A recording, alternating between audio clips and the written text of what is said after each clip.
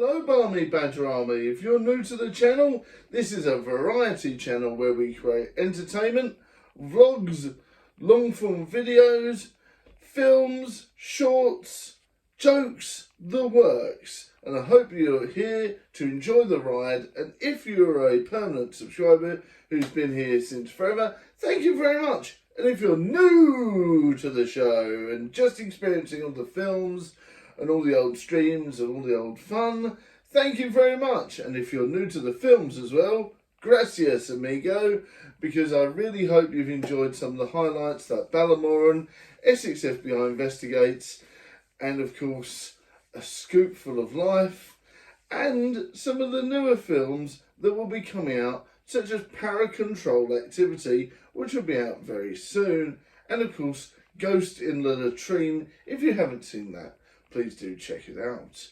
Now, today we're going to be reviewing the cult classic new horror film Tarot.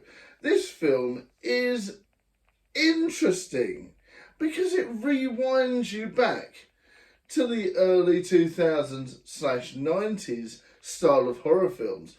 I'm not sure if this was intentional, but if it was, it's a masterstroke. If it wasn't, it's a very happy accident.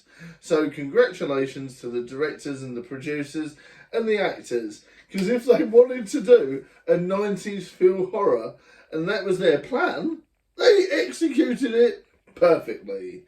If not, like I said, it's a happy accident.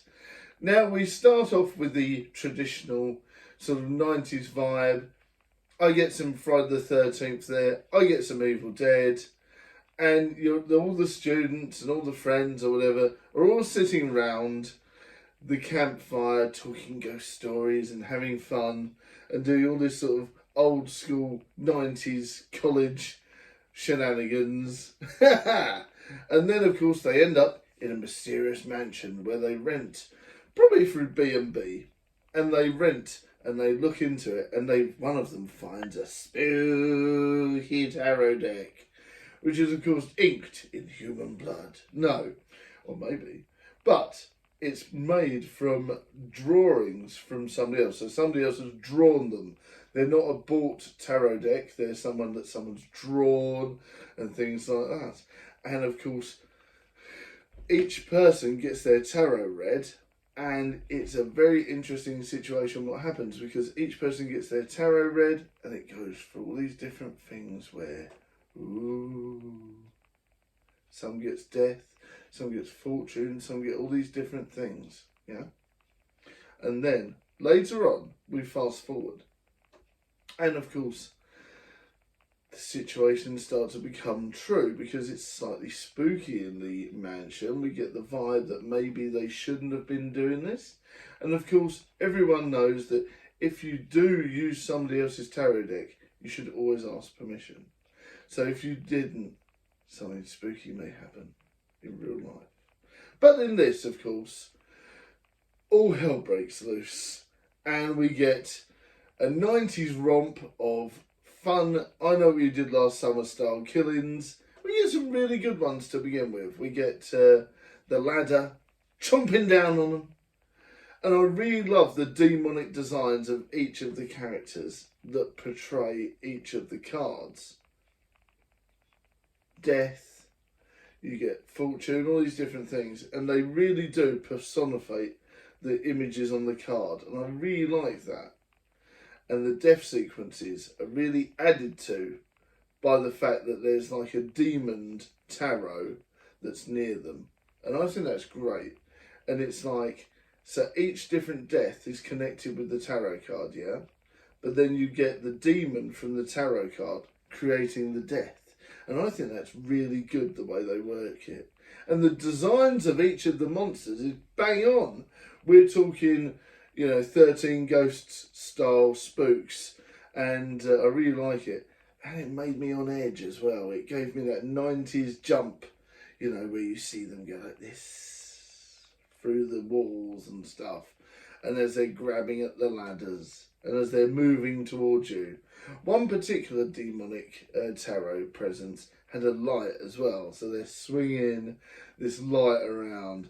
similar to The Fiend as well. And that really made me freak out. I thought Bray Wyatt would have been perfect for that role.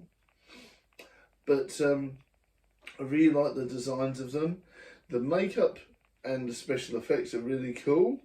But like I said, it's really, really done in a 90s aspect. Each kill as well is done very 90s. Like I said, the first two are very sort of modern. They put a lot of thought into it, very spooky, you know, made you really freak out, especially at the trains. If you don't like enclosed areas and you don't like being in places where you shouldn't, especially in train stations, it will freak you out.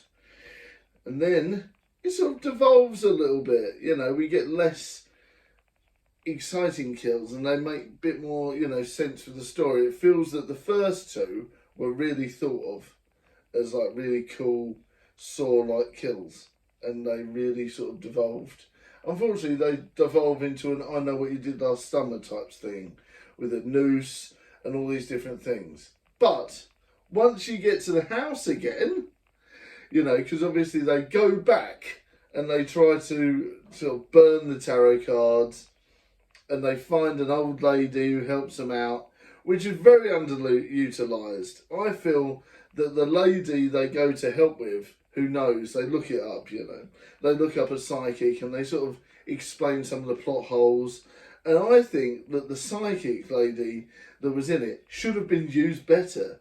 You know, there was one of these things where she was a really interesting plot point, but they don't reuse her enough. They could have added on at least a few more scenes with her in. Similar to Imaginary and things like that. They have these interesting characters, but they don't reuse them enough.